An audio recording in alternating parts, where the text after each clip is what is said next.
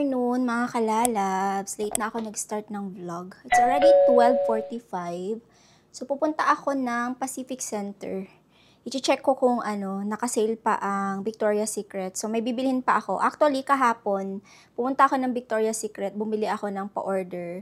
Tapos meron akong second batch. So sana naka-sale pa rin sila at saka naka-sale din ang Bath and Body Works.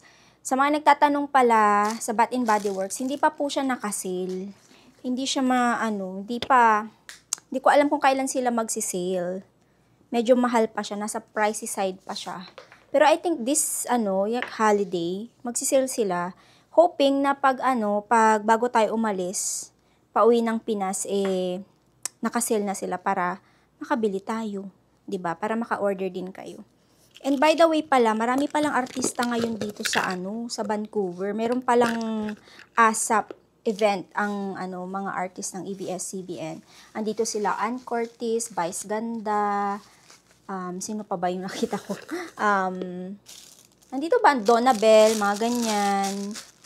Sino pa ba yung nakita ko? Malay nyo makita natin si Daniel Padilla. Daniel! Baka makita natin si Daniel Padilla. So mag-hangout tayo sa labas muna, no?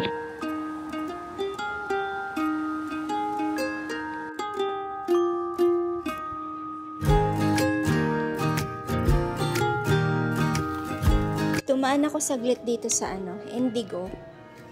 Kasi minsan, meron silang mga pa-sale dito. Especially yung mga nila, pantulog nila. Ang lambot ng pantulog nila dito eh. Lagay ko kayo dito. Malambot to eh, pero hindi sila naka-sale. Nasa 59.99. Actually, sa kahapon, sa Victoria's Secret kahapon mga kalalabs, meron silang sale na pantulog. I-check ko nga kung sale pa rin. Kasi nasa 59 din yata yun. So, plus tax, nasa 60. Parang ganun. So, ikot-ikot lang tayo dito sa sa Indigo. Kahit hindi tayo mamimili, basta meron akong kung sakali may mabili ako, di may mabili. Kung wala, okay lang din. Meron silang pa-popcorn dito. Mix pa siya ng pretzels. Mukhang masarap yung caramel sea salt na yan. Magkano ba to? $16 siya. Mukhang masarap.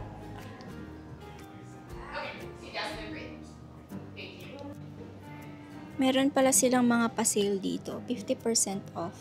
Is that the price na? Parang kahit 50% off siya, medyo pricey pa rin. They have candles as well here mga kalalab sa sa Indigo. Alam niyo sometimes, nakaka-relax din yung pumunta-punta sa ganitong mga shop. Siya, kahit di ka bibili, nakaka-relax siya. Kasi nakakita ka ng mga gandang mga items. So, nito, candle to. Ang cute, no? Ang bango naman ito. Magkano to? $53. So, nasa around siguro 2,000 plus.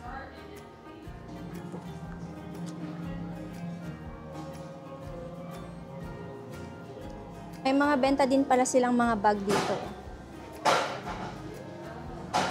$39.99. Okay din naman yung price niya. Pero, alam nyo, yung quality niya parang Bustantin. Sa totoo lang. Parang gusto ko nang palitan yung mug ko. Pero I think bibilhin ko siya sa HomeSense kasi mura siya dun eh. Dito kasi nasa $14 plus tax. And dito pala sa Canada mga kalalabs. Pag may mga presyong ganyan, $12 ganyan, meron pang tax yan. 12%. Kaya pag akala mo $12, yung pala mapupunta sa may dagdag pa pala. May coffee shop sila dito eh. Pero gusto kong mga kalalabs. Tawag dito. Mag hot chocolate. Kasi malamig. And then lang ako. Naka-sweater lang ako. Hindi winter jacket yung suot ko. Ganda ng wallpaper. Parang forest na forest. Mag-imagine tayo mga kalalabs na meron tayong mga artistang maaano dito. Makikita. Pero wish lang natin. Kasi, I think today is Friday. And then yung ano nila, yung show nila is tomorrow. So I think alam niyo yun, sa venue sila kung saan sila mag-show. So that is far from here. Imagine ako, paano kung nakita ko si Daniel Padilla, si Ma'am Vice Ganda, si Miss Ann Curtis, 'di ba? Magpapa-picture kaya ako or hindi? Siguro hindi kasi mahiyain ako.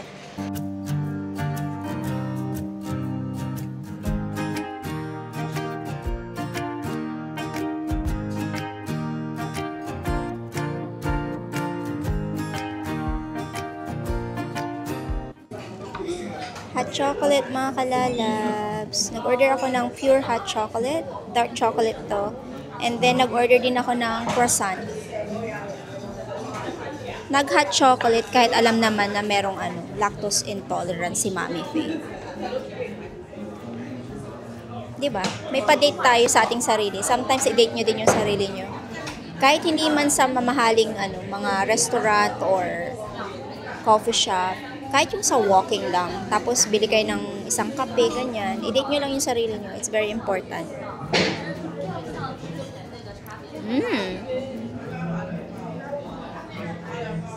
Sabihin na lang natin na hindi nyo kailangan ng ibang tao para maging masaya. Charot. Diba? May pag ganon.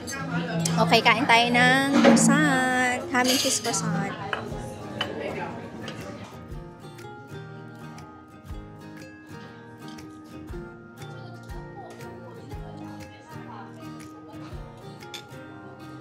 Ang cute ng mga mini bag. Ang cute. Lagayan ng mga coins. Ang cute. And then meron din silang pa-wallet dito. Ayan, pa-wallet. Ang cute din nito, oh.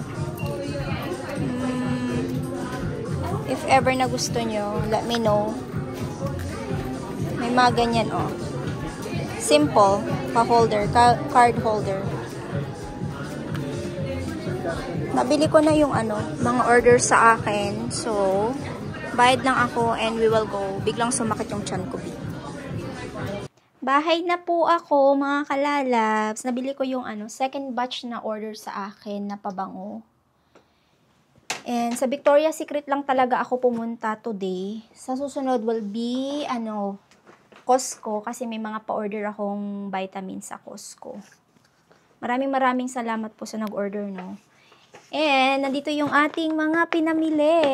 So if ever na interested po kayong bumili ng tote bag ng Victoria's Secret, napakalaki niya at napakaganda at matibay. Yung talagang worth it.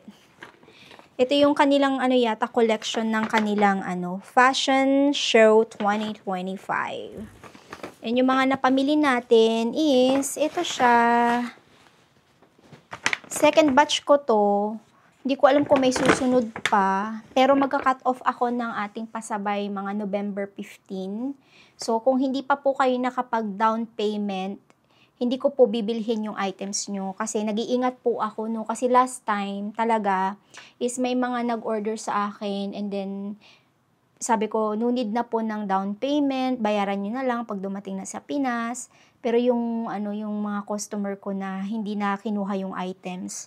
So, na-trauma ako dyan. Supposed to be ang ginagawa ko sana or gagawin ko sana is yung papabayaran ko na ng buo.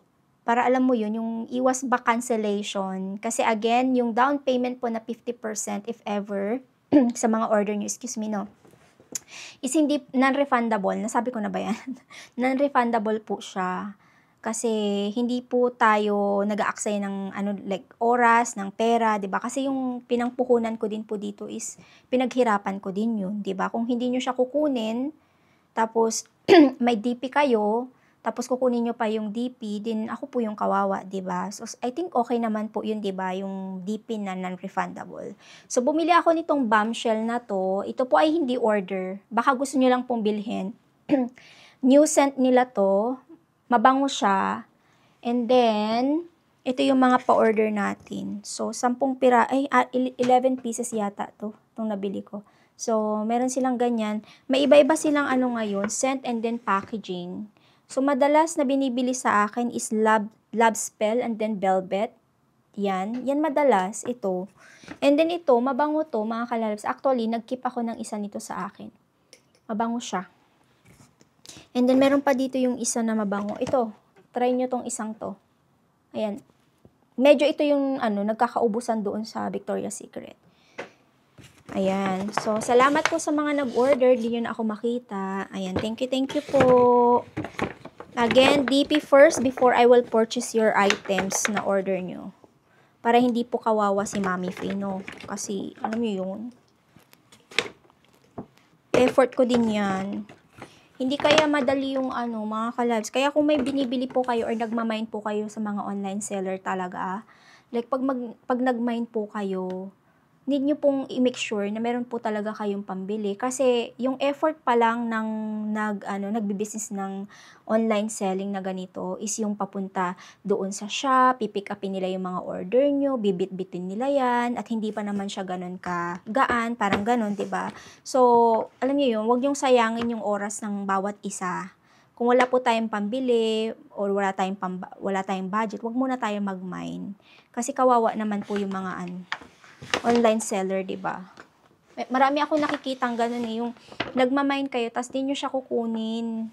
'Di ba kawawa naman yung ako, lang to mga kalalabs, parang sabi ko magpapakasabay ako kasi wala naman akong maraming paano to? Wala akong maraming dadalhin. So sayang naman kasi 'di ba uuwi naman ako tas direct yung parang diretso pa sa Pilipinas. So much better na magpasabay ako para kung meron kayong items na gustong ipabili dito sa Canada, kung meron kayong items na dito lang nabibili sa Canada, pwede kayong bumili sa akin and then isasabay ko siya. And then, hindi po ganun kataas yung patong ko dito, no? And again, pala mga kalalabs is, meron ako, naloka ako dun sa may nag-message sa akin, sabi niya, Mami Faye, bakit yung presyo mo is iba sa online? Sabi niya. Kasi nag-check ako ng prices ng ganito, ganyan. Tapos yung presyo mo iba. Siyempre, maiiba siya mga kalalabs, no? Maiiba, of course. Sino ba yung nagbi-business? Nag-e-effort, nagpapagod, na hindi siya magpapatong. And again po, dito sa Canada, meron po tayong tax. Example, meron kayong, ang binili nyo is $25. Kunyari, nakita nyo sa online, kita nyo $25. Pero on top of that, meron pa po siyang tax. Okay? Meron po tayong 12% tax na additional doon sa $25. Ngayon, mag-add ka pa. Siyempre ako, may pagod ako. 'Di ba? Mag-add ako ng something doon sa sa binibili nyo sa akin. Hindi naman siya pwede na, Mami Faye, pasabay po ng ganito, tapos bayaran nyo sa akin $25, nalugi pa ako, hindi nyo pa binayaran yung tax, di ba? Ganon yun. Sino ba ang nagbi-business talaga na hindi nagpapatong, di ba? Mura na nga lang din yung benta ko sa inyo, hindi siya ganon kamahal. Mura lang yung patong ko, kasi nga, alam mo yun, sinasabay-sabay ko lang din naman talaga siya sa pag-uwi natin. So, kung talagang business ko talaga to, mas mataas pa yung patong, kasi nga, syempre, di ba? Marami tayong effort na ilalagay. Tapos, yung puhunan. 'Di ba? Intindihin natin yung bagay-bagay. Naloka ako. Bakit iba yung presyo mo sa presyo sa online? B, of course, may iba siya. Kasi, nagpapatong ako. Naloka ako, B. But anyway, it's already 3:10 ng hapon. And alam nyo, sa totoo lang malamig sa labas dahil sa hangin. Pero fresh na malamig, parang ganun. Oo, fresh na malamig. Okay lang siya sa akin. Kaya okay lang din tong suot ko. Pero mamayang gabi, kasi nga, niyaya talaga ako ni Papa Dib mag-date. Sabi niya, please, let's go out. I want to eat to this restaurant. Pero pwedeng ikaw ang mag-book ng reservation. Sabi ko, okay. So, tinawagan ko kanina yung restaurant, tapos nag-book ako ng reservation. Casual lang naman yun. And then, I think after kaming kumain ng dinner, siguro plano pa yan ni Papa Dave mag-hangout sa somewhere. Kaya, sabi ko, sige na nga, mag-date na nga tayo. Clingy ba ang asawa niyo? Kasi si Papa Dave clingy siya. Yung parang he wanted to Like, kahit lagi kami nagsasama, lagi naman kaming nagkakausap. Gusto niya yung parang may something pa, may special pa, parang ganun.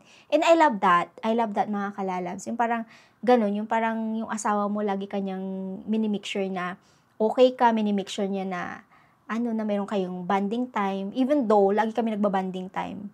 Si Nicole, pag niyayaya namin yan, ayaw niya talaga sumama sa amin. And I know na yung mga kabataan ngayon, ganun talaga. Lalo na sa edad ni Nicole, she's 16 years old. And every time na, let's go out, let's have parang breakfast sa outside, kakain tayo sa restaurant. No, I don't wanna go. So, hindi na namin siya pinipilit. But, before kami umaalis ng bahay, minimake sure ko din na may pagkain siya dito.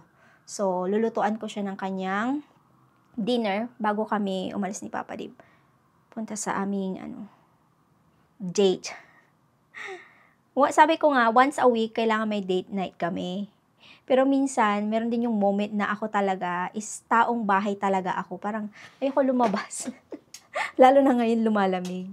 And sabi ko, sige, pagbigyan natin si Papa din mag-date ngayon dahil nga Friday.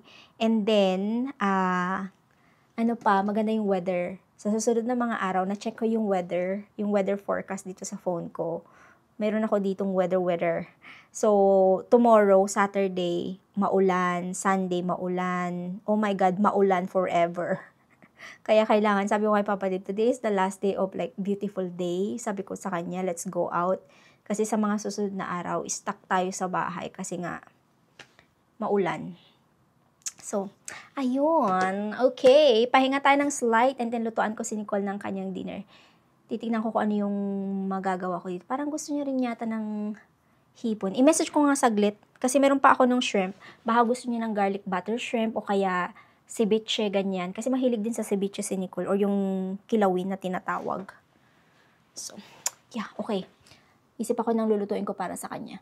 Naka-ready na ako, mga kalalab. Sinihintay ko na lang si Papa Dave. And pupunta na tayo dun sa restaurant na kakainan namin.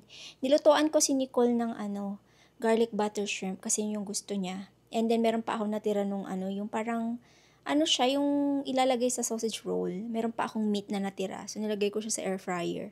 And then kinain niya din. So ayun, happy naman si Nicole sa dinner niya.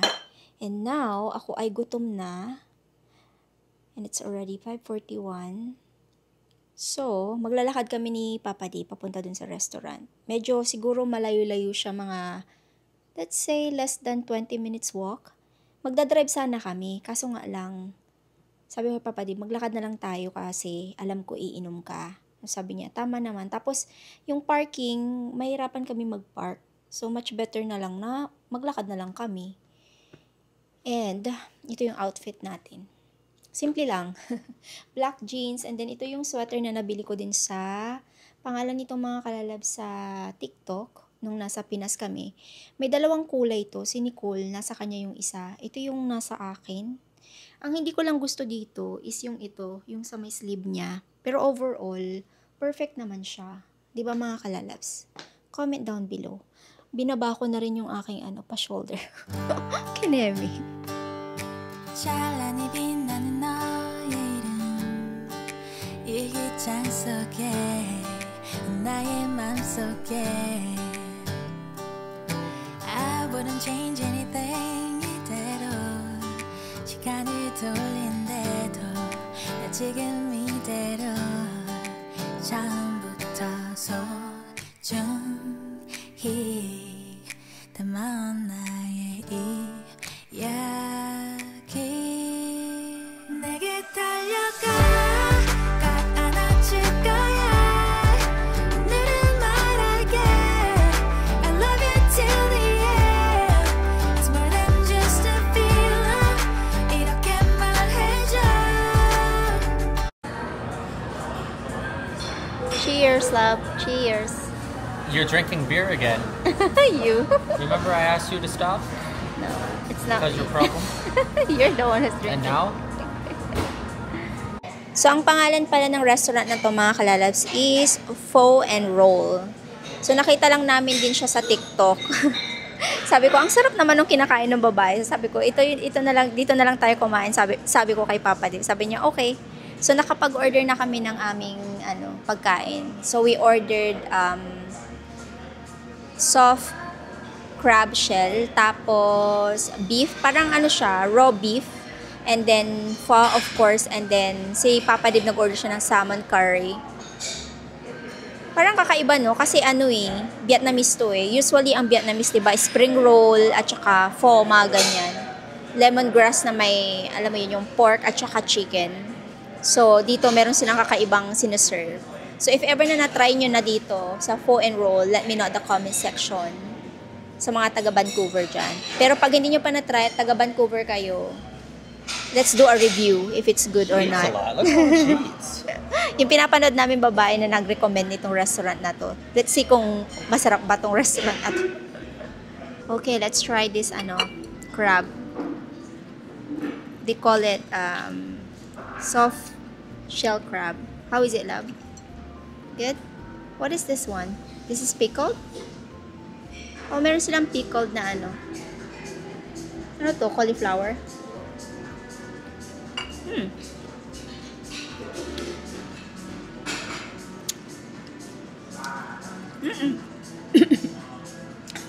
Pickled na pickled siya. Try natin ng crab.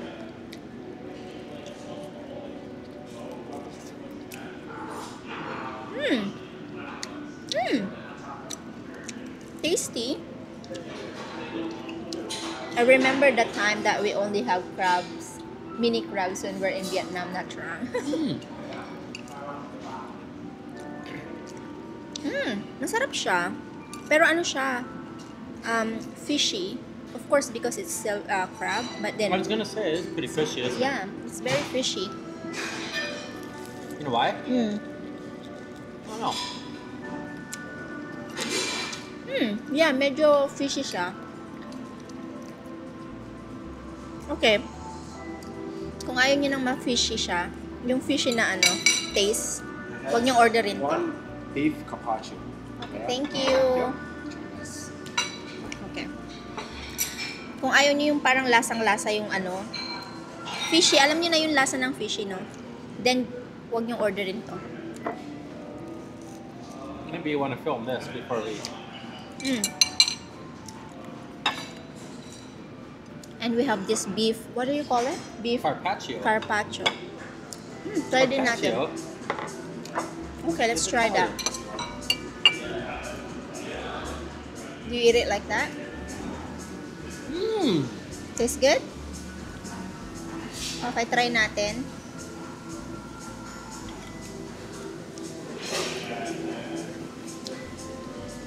This one is good. That one is good. So good. The flavor is good. I like it. Sweet, savory, sour. I like that. The best. Ito na lang yung You know what order. makes the best of this? Who? Phnom Penh Phnom restaurant. Penh. We haven't Oh. been there in a long time. I know, right? Ito na lang yung orderin nyo kaysa dito sa crab.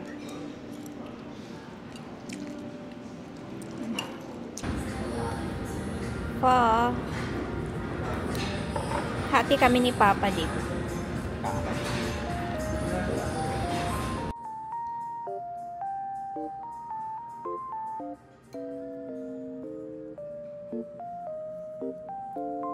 Bahay na kami, mga kalalabs. Na-enjoy namin ni Papa Dib yung aming alam nyo na, yung aming dinner. Na-enjoy namin yung beef, na-enjoy namin yung pho. Sakto lang yung curry na salmon. Yung isa naman is, ano ba yung isa mga kalabs? Yung soft shell crab. Medyo siya, 50, hindi siya 50-50. 50-50? Okay lang, sakto lang din. Pero hindi nagustuhan ni Papa Dib yung crab kasi malansa daw, sabi niya. Sabi ko, tama ka naman, medyo malansa siya. But ako, alam niyo naman na ako, basta pagkain, go, go, go sa go. So mag-end na rin ako ng vlog, mga kalalabs. Yun na po yung pa-vlog natin. Sana po ay na-enjoy nyo. And please, don't forget to like and subscribe kung hindi pa kayo nakasubscribe. And comment down below kung ano yung nagustuhan nyo sa vlog. So again, good night. God bless. Always be kind and stay safe. Vavush. Bye!